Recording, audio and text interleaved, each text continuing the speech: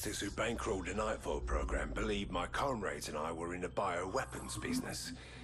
To them, the cryptids were the end product. But to those of us who were aware of Nightfall's true objective, the cryptids were merely the means to another end. We knew there must be other colonies, like the one we found in Colorado. We believed the cryptids could lead us to them. I never guessed the key we've been searching for would turn out to be human. Now, I have new patrons, a ship, and a crew. Our journey is almost at an end. Dr. Cross is the beacon that lights our course.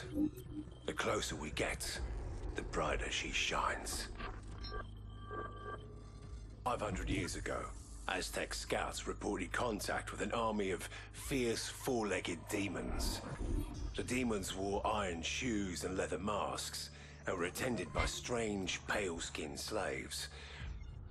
You see, the Aztecs had never seen a horse before. They were so mesmerized by the sight of the Spanish stallions, they hardly spared a glance at the cold-eyed killers riding on their backs. The cryptids are like those Spanish stallions. Beasts of war, bred for battle, trained to obey. I studied the after-action reports from that first cryptid contact in Colorado.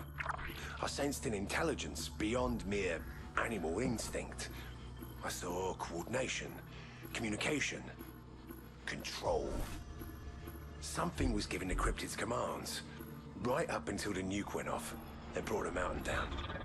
The Aztecs failed to recognize the true face of the enemy, and it cost them everything. I won't make the same mistake. In another lifetime, I saw Taliban tribesmen bring down a $30 million NATO drone by overriding the GPS guide signal with a $300 ham radio. If the Arks are awakened, we'll be the ones hiding in caves.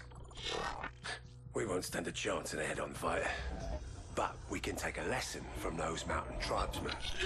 Sever the enemy commanders from their cryptid warriors. Turn the dogs of war against their own masters. We've learned a great deal by watching Dr. Cross with our cryptid lab rats. The cryptid brain is designed to receive orders.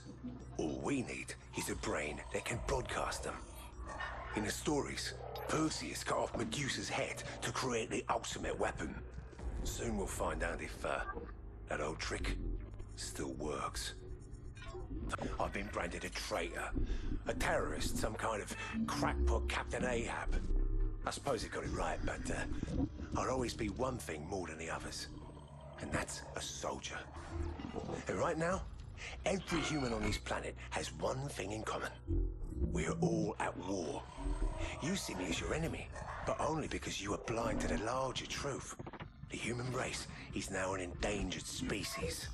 Our best chance is to join forces and strike first.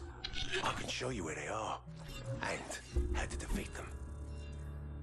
Let's start by talking about what you have to offer. Then, we'll discuss what you want from me. Let's talk about Alaska. Where were you the night of the outbreak? How many times have I told you? I don't remember. You don't remember sabotaging the hatchery failsafes? How does one forget the mass murder of 127 innocent men and women? Innocent. You are the guilty one, Samantha. That is a fact. The question is why? What do you want from me? The truth. The truth. The truth is, I didn't do it. They did. I'm just a tool to them, like every other living thing on this planet. Who do you mean by them? Look, you want to crawl inside my head, Doc? Someone beat you to it. You claim you were acting under a kind of, hypnosis, caused by this obelisk that Mr. Archer brought back from Colorado. By the time I finished translating the inscription, it was already too late. How's that? Do you know what a mimetic virus is? It's a kind of behavioral program, imprinted directly onto a person's subconscious, using a coded sequence of words and images. In theory. Theory. Right. We both know where this is headed, Doc. And you're afraid.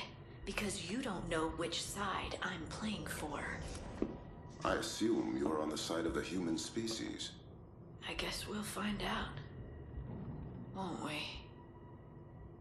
How did you become aware that you possessed these, psychokinetic abilities?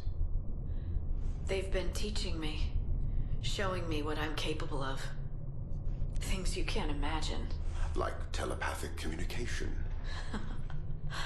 It's not witchcraft, Doctor. Their language is a kind of algorithmic code. Like software that runs on neurons instead of microchips. That's why the cryptids will not harm you. They've been bred to obey these, commands. Well, that's the funny thing, Doc. The brain of a cryptid is not so different from the brain of a human when you get down to it. We both know that I'm getting stronger every day. How much time do you think you have before you're on your knees, begging me to let you die?